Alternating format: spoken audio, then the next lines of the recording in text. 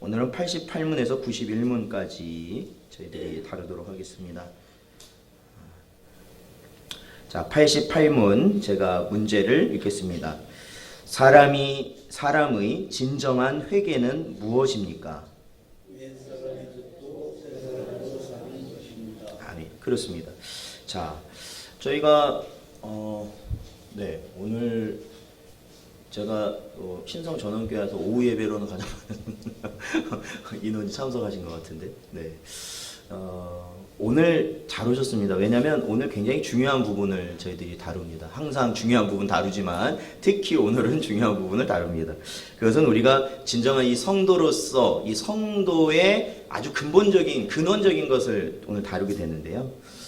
오늘 말씀을 제가 준비하면서 이런 단어가 갑자기 생각나더라고요. 여러분 혹시 꼰대라는 말 아십니까? 꼰대. 저도 왠지 이제 그 나이가 꼰대라는 말을 이제 아니 그 뭐 방송에서만 그런 게 아니고 주변에서도 이렇게 얘기하다 보면 가끔씩 그게 요즘 들립니다. 근데 여러분 꼰대라는 뜻이 뭔지 아세요? 제가 그걸 꼰대라는 말이 생각나서 그 뜻이 뭔지 찾아봤어요. 뭔지 아십니까? 그게 이제 뭐 정확한 우리의 표준 단어로 되어진 건 아닌데 그게 원래는 은어라는 거죠. 그러니까 이게 원래 아이들, 그러니까 젊은 사람들이 쓰는 은어인데 그 뜻이 아버지나 선생님을 가리키는 말. 네. 아버지나 선생님을 향해서 꼰대라고 한답니다. 그러니까 이게 좀 다른 의미로 하자면 뭔가 자신들이 가지고 있는 것을 강요하는 그러한 사람을 향해서 꼰대라고 한다는 것이죠. 그러니까 이렇게 보면 보통은 이 연세 많고 나이 많으신 분들이 바로 이 대상이 됩니다. 아마 저도 아마 그렇게 될지 모르겠는데, 그래서 이 꼰대라는 말이 긍정적인 것보다는 부정적인 의미가 강하죠. 네. 그런데 저는 사실은 뭐 이런 뭐 요즘에는 뭐 꼰대라는 게 여러 가지 각계각층에서 쓰입니다. 뭐 집에서도 그렇고요, 뭐 자기 아버지를 향해서도 그렇고요, 뭐 아니면 직장에서도 그럽니다. 직장 상사들 뭔가 강요하는 그런 분들을. 그리고 사실은 교회 안에서도 이런 말들이 사용이 됩니다. 예. 젊은 세대들 사이에서는. 그런데 여기서 단순하게 무언가를 강요만 한다고 해서 꼰대라는 일컬음을 받게 되는 것인가?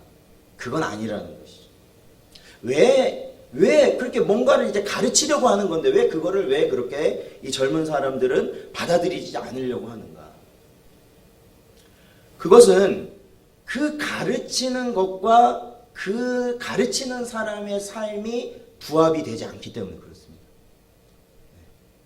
그렇죠. 가르치는 것과 그러니까 가르치는 사람이 가르치는 내용과 가르치는 사람의 그 삶이 부합되지 않으면 그 사람이 꼰대라는 겁니다.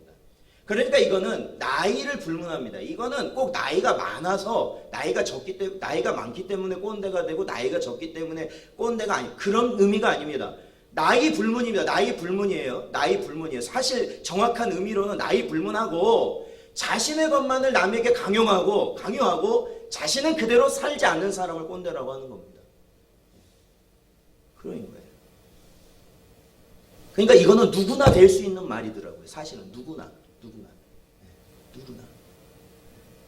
그러니까 사실은 보면 뭐 자녀들이 부모를 향해서 그러한 마음을 갖거나 학생들, 제자들이 선생을 향해서 그러한 마음을 가질 수 쉽기 때문에 이런 말이 나오잖아요. 근데 그걸 역으로 생각해 보면 자식은 부모의 뜻을 따르지 않는 겁니다. 쉽게 말하면. 자식은 부모의 뜻을 따르지 않는 거예요. 또 제자는 교사의 뜻을 따르지 않는 겁니다. 사실.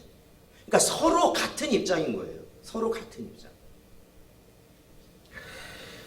그러한 의미를 생각해 보니까 우리가 성도로서 교회에 바르게 세워져 가는 교회의 일원으로서 우리가 살아갈 때는 우리가 나이가 많던 적던 신앙의 연륜이 많던 적던 중요한 것은 하나님이 내게 주시고 가르치시고 배운 그대로 하는 것이 꼰대의 모습을 버리는 길이다.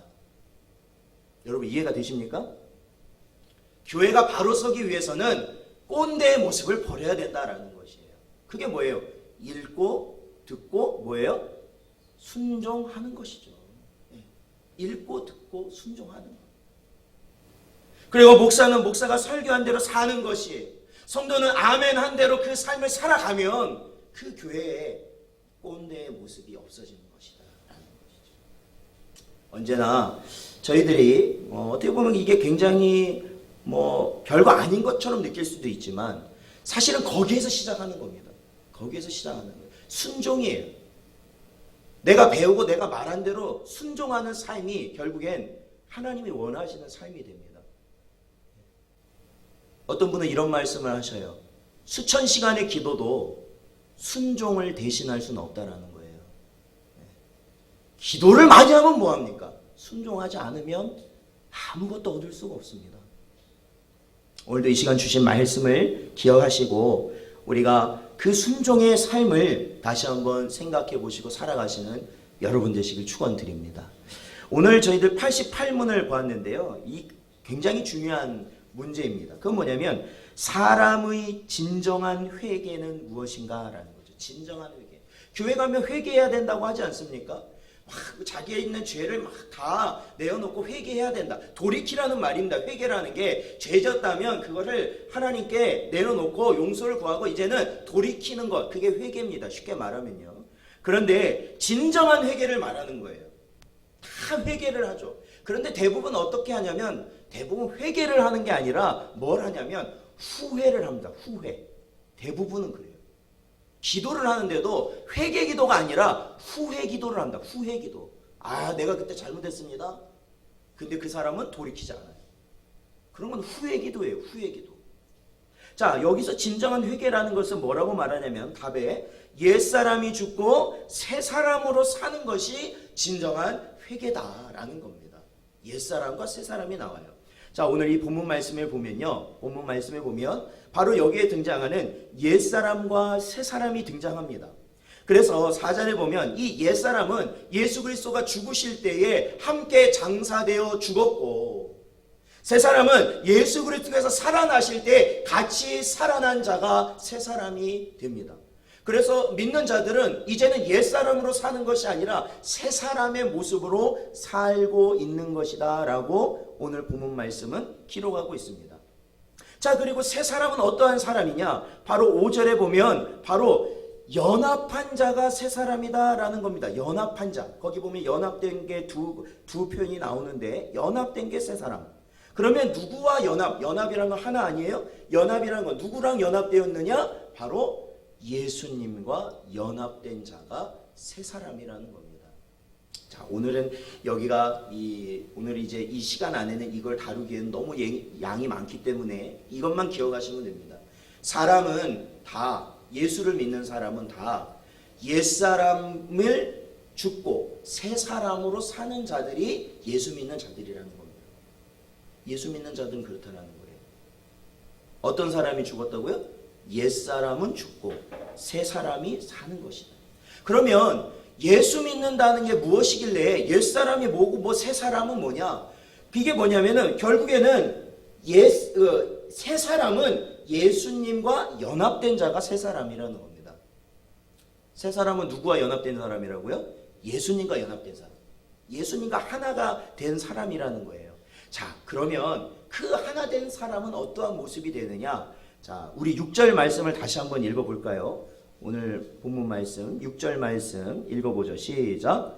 우리가 알거니와 우리의 옛사람이 예수와 함께 십자가에 못 박힌 것은 죄의 몸이 죽어 다시는 우리가 죄에게 종노릇 하지 아니하려 함이니 아멘. 그렇습니다. 자, 다른 거는 생각하지 마세요. 다른 거는 생각하지 마시고, 자, 이제는 우리가 새 사람이 돼서 예수님과 연합된 사람이 새 사람인데 이들을 가르쳐 성도라 하는데 이들은 이제 어떻게 사느냐? 여기 보면 나오죠. 뭐의 종노릇을 하지 않는 사람이냐면 죄의 종노릇을 하지 않는 사람이다라는 겁니다. 죄의 종노릇. 이것은 결국에는 어떻게 얘기하냐면 옛사람은 어떻게 사냐면 사람 본성 그대로 사는 사람이 옛사람. 사람 본성 그대로. 그런데 새 사람은 자, 아까 누구와 연합이 되었다고 말씀드렸어요? 예수님과 연합이 되어 있기 때문에 원칙적으로 이치상으로는 본능대로 하는 게 맞는 순간에도 내 안에 계신 예수님의 뜻에 따라서 그 본능을 거스르는 사람이 새 사람이라는 거죠. 그 본능을 거스르는 사람. 그러니까 본능을 거스를 수 있는 사람이 바로 새 사람이라는 겁니다. 자, 그렇다면 그 본능이라는 걸 한번 살펴보죠. 우리 골로새서 3장.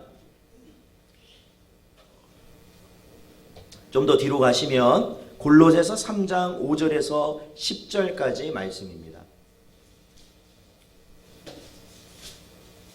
제가 가진 성경으로는 신약 327조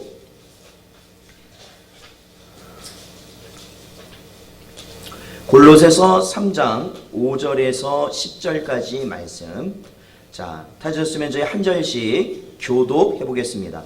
그러므로 땅에 있는 지체를 죽이라. 곧 음란과 부정과 사욕과 악한 정욕과 탐심이니 탐심은 우상 숭배니라. 너희도 전에 그 가운데 살 때에는 그 가운데서 행하였으나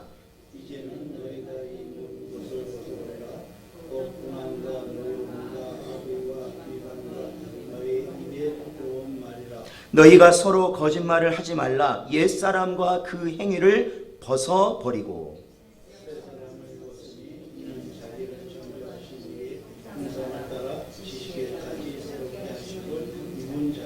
아멘. 그렇습니다. 이게 새 사람이라는 겁니다.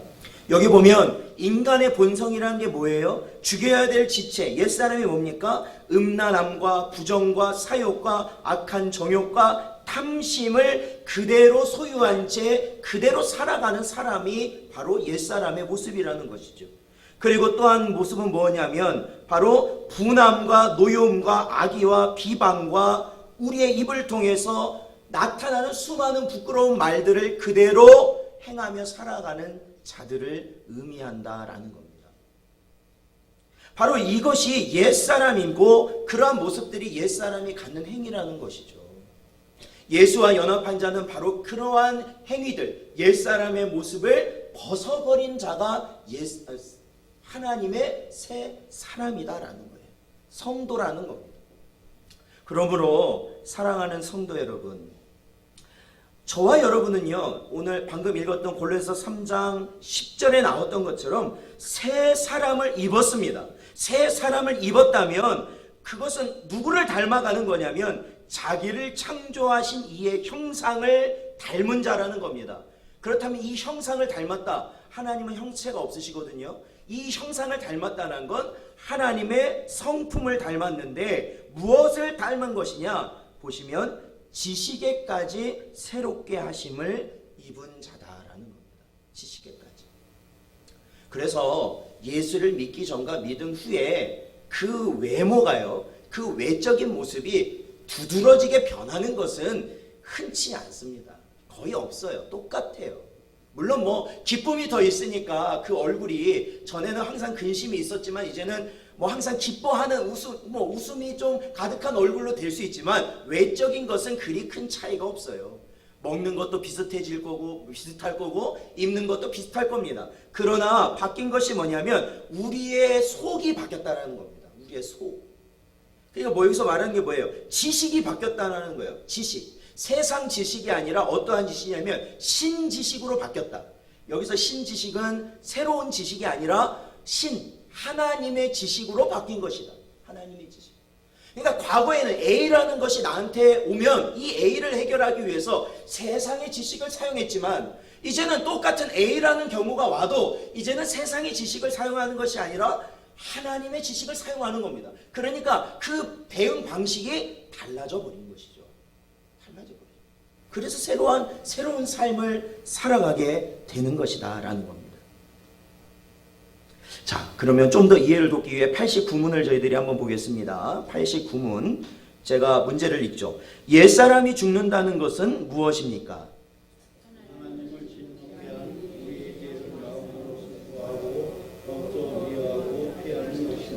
자, 이 부분이요.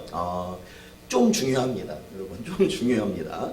자, 우리가 이제 옛사람을 벗어버린 자의 삶을 우리가 실질적으로 살펴볼 때 중요한 포인트로 보는 부분인데, 자, 우리 시편을 한번 찾아보죠. 구약성경 시편 51편.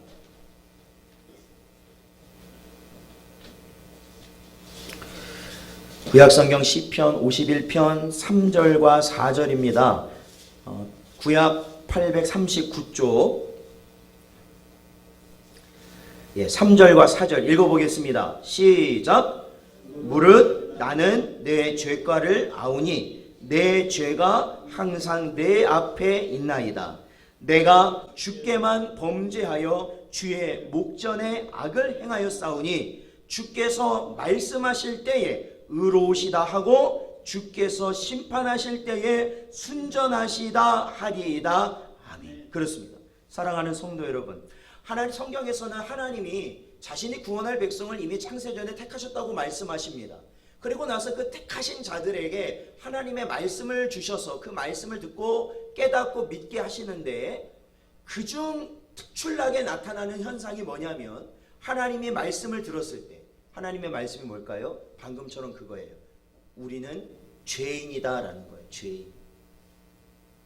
우리는 예수 만나기 전에 옛사람의 모습으로만 살아가는 죄인이라는 거예요.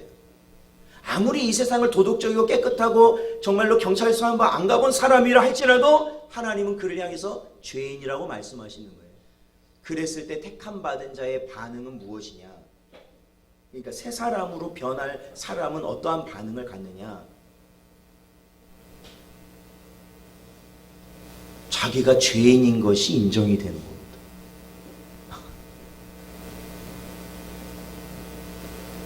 정말로 그 하나님이 내가 죄인이라고 하신 그 말씀이 인정이 되는 겁니다. 인정이 됩니다. 그래서 방금 읽은 시편 51편 3절 말씀도 나는 내 죄가를 압니다 라는 겁니다. 내가 죄인임을 인정합니다 라는 겁니다. 이게 가장 중요한 부분입니다. 이 교회의 수많은 것들 중에 가려져 있어서 잘 보이지 않지만 그 가장 핵심은 바로 이겁니다. 내가 예수를 믿는다는 건 내가 죄인입니다 라는 것이 깨달아지는 겁니다. 사실 이건 배워서도 안 됩니다. 제 경험한 바로는 교회를 오래 다닌다고 인정이 되는 것도 아닙니다. 성경에 대해서 많은 것을 알지 못해도, 그리고 교회에 다니는 연수가 짧다 하더라도 이것은 그냥 하나님이 알게 해주시는 겁니다. 아, 내가 죄인이구나. 그냥 다른 걸 따져보는 게 아니에요. 그냥 내가 죄인이라면 내가 죄인이구나. 내가 죄인. 그러면서 내 삶이 주마등처럼 지나가면서 그 모든 덧없던 인생, 내가 해왔던 많은 죄악들이 떠오르면서 더욱더 내가 죄인임을 절망하게 되는 거예요. 그것이 바로 새 사람을 입은 자의 조건입니다. 새 사람을 입은 자의 조건입니다. 그게 없으면 안 돼요. 자, 우리 시편 51편 17절 말씀도 한번 보겠습니다. 17절 말씀 같이 읽어보죠. 시작. 하나님께서 구하시는 제사는 상한 심령이라. 하나님이여 상하고 통회하는 마음을 주께서 멸시하지 아니하시리이다. 아멘. 그렇습니다. 하나님께서 구하시는 제사, 하나님께서 원하시는 예배, 하나님께서 원하시는 찬양, 하나님이 원하시는 기도, 하나님이 원하시는 우리의 모습은 바로 애통한 심령을 가지고 있어야 돼요. 나는 죄인입니다라는 심령을 가지고 있어야 돼요. 그것을 하나님은 원하십니다. 예수님께서는 말씀하십니다. 나는 이 땅에 죄인을 위해서 오셨다라고 말씀하십니다. 예수님이 단순히 누군가의 건강을 치료해 주기 위해서, 아니면 누군가의 경제적인 어려움을 해결해 주기 위해서, 아니면 누군가의 마음을 행복하게 하기 위해서 오신 분이 예수님이 아니라, 가장 중요한 것은 나는 이 땅에 죄인을 위하여 오셨다라는 겁니다. 죄인을 위해 오셨다. 그래서 예수님은 말씀하십니다. 병든 자라야 의사의 도움이 필요하지 병들지 아니한 자는 의사와 아무런 상관이 없다 말씀하십니다. 이게 무슨 말이에요? 자기를 죄인으로 인정해야 예수와 상관이 있지, 자기가 죄인인 것도 알지 못하는 자는 예수와 아무런 상관이 없다 말씀하신 것이죠. 그러니 이보다 더 중요한 부분이 어디 있어요? 이보다 더 중요한 부분이 어디 있겠어요?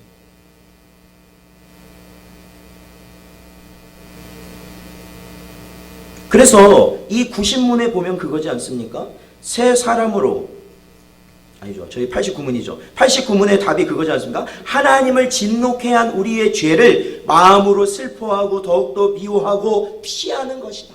그러니까 뭐냐면 새 사람의 징조는 어떤 막 사람들이 진짜로 우러러 볼 그런 역사나 그런 게 나타나는 게 사실 새 사람의 모습이 아니라, 지금까지는 내가 좋아했던 것들이 이제는 다 끊어지고 미워하는 것이 돼버리고, 이제는 하나님이 원하시는 것이 나의 소원이 되는 것. 하나님이 원하시는 것이 내 소원이 되는 것. 지금까지 내가 즐겨왔고, 지금까지 내가 연락하며, 내가 지금까지 함께하며 내 인생을 모두 바쳐왔던 것들이지만, 이런 것들이 끊어지고 이제는 하나님의 말씀하신 뜻대로 살아가는 것이 어거지가 아니라 내 소원이 되는 거예요. 내 소원이.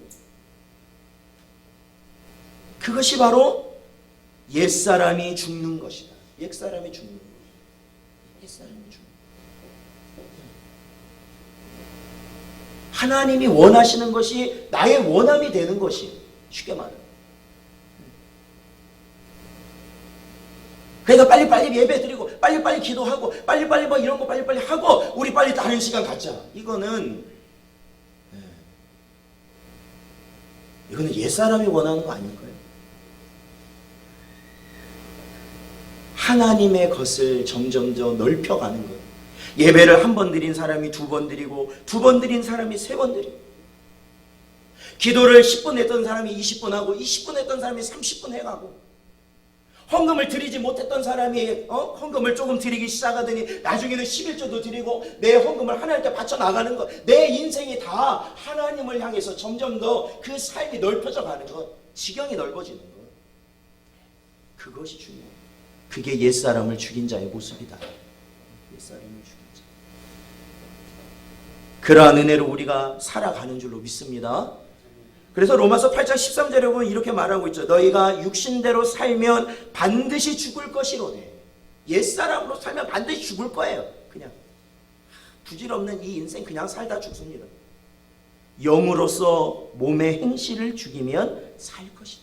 영으로서. 이게 뭐냐면 새 사람으로 산다면, 즉 예수의 영으로 우리가 산다면 우리는 살 것이다 라는 것이죠. 자, 우리 구신문을 보겠습니다. 좀 더 구체적으로 이제 들어갑니다. 구신문 문제. 새 사람으로 다시 사는 것은 무엇입니까? 그리스도로 말미암아 하나님 안에서 마음으로 즐거워하고 하나님의 뜻에 따라 모든 생활을 행하며 많은 것을 사랑하고 기뻐하는 것입니다. 아멘. 그렇습니다. 자, 우리 로마서 14장을 한번 볼까요? 로마서, 신약성경 로마서 14장 17절 말씀입니다.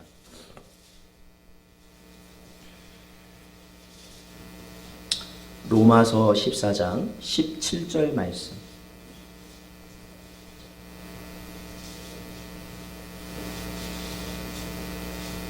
자, 읽어보겠습니다. 시작. 하나님의 나라는 먹는 것과 마시는 것이 아니요 오직 성령 안에 있는 의와 평강과 희락이라. 아멘. 그렇습니다.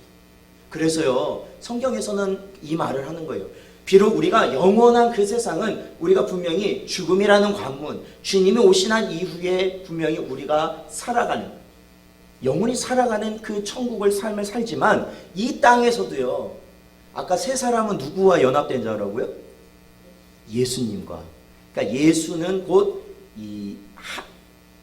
곧 성령의, 예수의 영이신 성령으로 우리와 함께 하시는 것이거든요. 영으로서 함께 하셔요. 그 부분도 이제 지금 설명하면 좀 어렵지만, 예수님의 영으로 우리와 함께 하시는 것인데, 그 영으로 우리와 함께 할 때 우리의 심령, 우리는 어떻게 되냐면 바로 우리 안에 의와 평강과 희락이 넘치게 됩니다. 먹는 것이 아니요 아니면 뭔가 사람들에게 명예롭게 아니요. 아니면 내 모든 어떠한 이 세상에 뭔가가 좋아져서가 아니에요. 그런 거랑은 아무런 상관없어요. 여러분 그런 것 때문에 우리가 좋아한다면 그것은 이 세상으로부터 오는 기쁨의 가능성이 높아요. 그런 게 없이 아예 그런 게 없이 오히려 그런 것이 오히려 더 안 좋아지는 그 상황에서도 내 안에 나타나는 것들, 내 안에 나타나는 것들, 그 기쁨, 그 희락, 그것이 바로 우리 안에 계신 성령 하나님으로부터 우리 성도들에게 주어지는 은혜이자 선물이라는 겁니다. 다른 데서 찾지 마세요. 어디 가면 그게 있습니까? 휴식이 여러분 있어요? 어디 가서 쉬면 휴식이 와요? 어디 가서 뭔가 어떤 세미나를 들으면 야 진짜로 뭐 이 세상의 모든 지식을 다 가진 것 같으세요? 아무 소용없어요, 여러분. 저도 이 목회에 들어서면서 어떤 목사님께서 저한테 하신 말씀이 그거예요. 이 목사 이제 담임 목회에 들어가네. 준비는 잘 됐나? 아니요, 많이 부족합니다. 많이 부족해도 세미나 너무 쫓아다니지 말게 말씀하시더라고요. 뭐냐면 어떤 방법, 어떤 거 여러분 수백 가지입니다. 근데 보면요, 그것을 하면은 우리가 어떤 우리 교회가 내 자신이 아니에요. 사실은 그것을 내 안에 넣는다고 해서 내 것이 되는 게 아니라는 겁니다. 하나님께서는 그 교회에 맞는 것을 하나님의 성령을 통해서 보게 하시고 하나님의 성령을 통해서 이끌어 가시는 것이 하나님의 능력인 줄로 믿습니다. 그걸 여러분도 마찬가지예요. 여러분도 남 얘기 너무 귀담아 듣지 마십시오. 남은 이렇게 하더라 저렇게 하더라. 물론 그것이 도움은 될 수 있어요. 약간의 도움은 될 수 있죠. 그러나 근본적인 건 하나님이 내 안에서 역사하셔야 되는 것이에요. 내 삶을 주관하셔야 되는 것이에요. 그래야 달라지는 거예요. 그러므로 새 사람으로 사는 것은 어거지로 즐거워야지 하고 사는 게 아니라는 말이에요. 어거지로 긍정적으로 생각해야지 하고 사는 게 아니라는 거예요. 어거지로 막 내가 은혜 받았다라고 인정하려고 하는 삶이 아니라 우리의 마음이 자원적으로 자발적으로 하나님의 것에 인하여서 즐거움과 기쁨이 나타나고 모든 선을 행하며 살아가는 걸 힘쓰는 것이다. 모든 선을 힘쓰는 것이다. 오늘도 제가 이제 아침에 오는데 오늘 비가 좀 추적추적 내리니까 옛날 그 생각이 났어요. 어떤 거냐면 제가 교육전도사 할 때인데 고등부 제가 맡고 있을 때 고등학생인데 교회를 잘 안 나오는 친구들이 보면 꼭 있잖아요. 그래갖고 맨날 찾아가서 친구야 나와라. 그래가지고 한 몇 주를 그렇게 들들들들 볶고 삶아가지고 예 전도사님 제가 이번 주는 꼭 나갈게요. 이제 그 대답을 받았어요. 근데 딱 이제 예배 시작 30분 전인데 올 기미가 오는 거야. 그래가지고 불안한 마음에 전화를 합니다. 근데 전화를 받을까요 안 받을까요? 받아요 안 받아요? 경험해 보셨잖아요. 받아요 안 받아요? 안 받아요. 아주 죽어라 안 받아요. 결국에는 마음이 너무 급해서 어떻게 하냐면 예배 이제 좀 있으면 예배 시작인데 20분 전에 차를 몰고 나갑니다. 교회 차를 몰고 나가가지고 이제 한 15분 거리에 있거든요. 가가지고 문을 힘차게 두들깁니다. 나올 거야 안 나올 거야? 나와요 안 나와요? 안 나와요. 예, 아시잖아요. 레파토리가 다 그렇게 돼요. 나온다고 했다가 전화 안 받았다가 두들겨도 안 나와요. 근데 알고 있어 안에서. 왜? 아무리 저분이 두들겨도 시간 되면 갈 거니까. 이제 예배 시간 얼마 안 남았잖아요.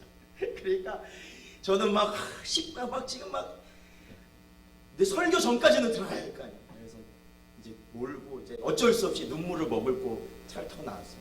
이제 나가서 사거리가 됐습니다. 사거리가 돼서 이제 우회전을 해야 돼요. 우회전해야 돼가지고 교회처럼 딱 우회전을 하려고 이제 이쪽을 보잖아요. 보통 우회전하니까 왼쪽을 보게 돼. 차 오나 안 오나.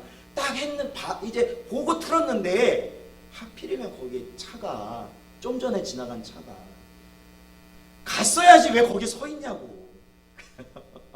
안 그래도 급한데 어떻게 이걸 받았어요. 뒤에서. 그것도 교회 차로. 그 관리 집사님이 엄청 무섭거든요. 교회 차로 사고 망감에 교차하면서.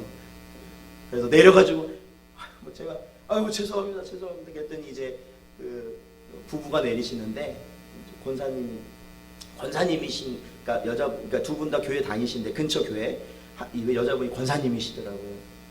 그랬더니 저를 보시더니 저희 차를 보시더니 아이고 어디 교회 전도사님이시냐고 예 맞 제가 신방 가다가 제가 못 봐서 너무 죄송합니다. 예 그랬더니 그분이 아휴 참 차를 뽑은 지 이제 10일 되셨대요. 10일 되셨는데 전도사님 그냥 가세요. 예배 시간 늦으시죠? 얼른 가세요. 그러고 왔어요. 네. 사랑하는 성도 여러분, 자원하는 심령에서 나오는 거예요. 선이라는 건 그렇습니다. 그렇죠? 자원하는 심령. 갑작스러운 상황에서도 선한 모습이 드러나는 것이 바로 성도의 모습이다. 자, 우리 91문, 91문, 마지막 91문을 보겠습니다. 91문. 자, 제가 읽죠. 그런데 선행이란 무엇입니까?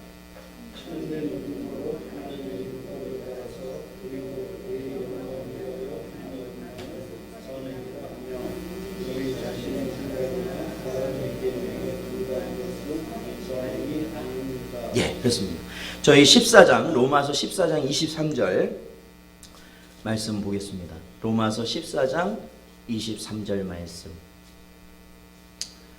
예, 같이 읽어보죠. 시작.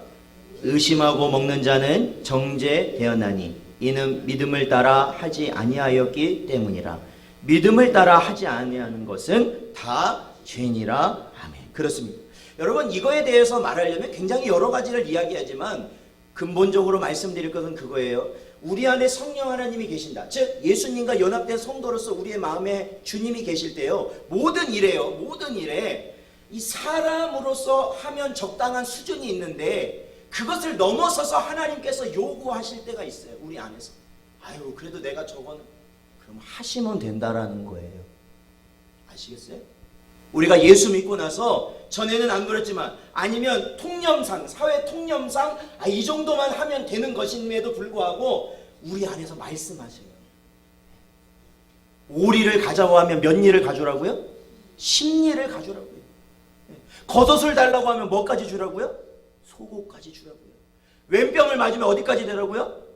오른뺨도 되라고요. 그것이 하나님의 말씀으로 믿음으로 행하는 선행이다. 그것이 우리에게 주어질 땐 그 말씀에 따라 행동하실 수 있는, 살아가실 수 있는 여러분 되시기를, 참된 성도로 살아가시는 여러분 되시길 주님의 이름으로 축원드립니다.